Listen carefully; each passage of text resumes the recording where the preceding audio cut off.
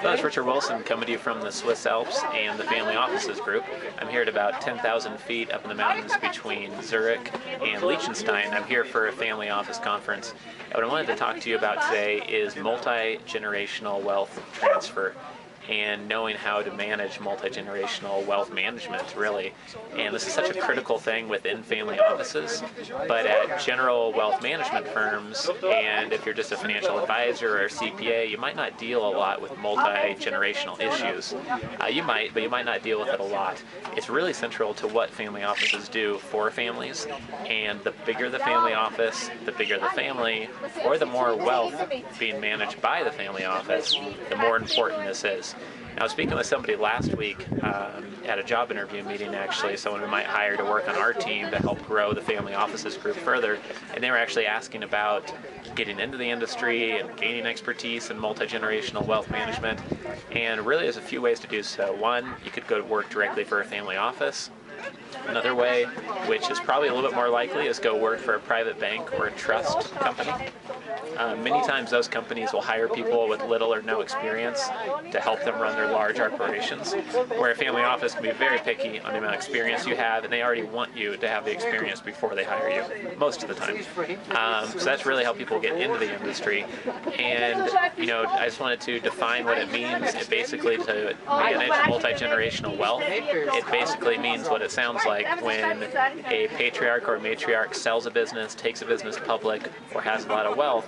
They often have a few kids, they have a few kids underneath them, and you want to plan out how that money is transferred from one generation down to the next, and then down to the next.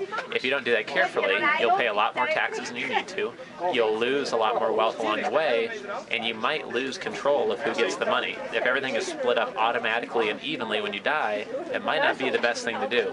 Lots of family offices today are including a discretion clause within wealth transfer, so that some of the money is released at age 18, some at age 27, some at age 35, some at age 50, to the kids in the family. But at each stage, or at a few of the younger stages, it can be done at different levels or at full discretion of the older people in the family who are still alive. And what that means is that if you have two kids who are responsible, they go to school, they take their life somewhat seriously, they're not spending all their money on a fleet of Ferraris or getting into things like drugs and alcohol abuse, so that they're doing things that are responsible, then yes, they can get the money when it's scheduled, but you can retain the power to not give them the money if you know they're just going to blow it on something irresponsible. So that's one of the trends that's kind of affecting multi-generational wealth management.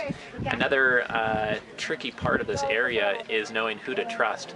I was at a recent conference, I spoke at a family office summit in Sao Paulo, and there's actually somebody from Switzerland speaking there with me, and they were talking about setting up trusts and trust vehicles in New Zealand and Singapore or Cayman Islands or Bermuda and different places like that. But it's really tricky. If you're not an expert in that space, you might not know who to trust. You probably don't want to do something illegal or that's too gray.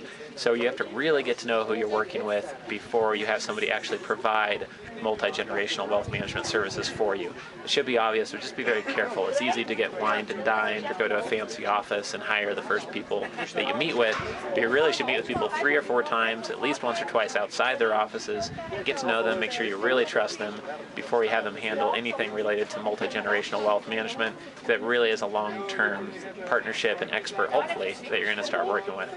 So I hope this is a good summary and kind of 10,000-foot overview of how wealth can be transferred to different generations and some of the different trends and things which can affect this area of family office management. This is Richard Wilson coming to you from Switzerland and the Family Offices Group. Thank you for joining me, and I'll see you again soon.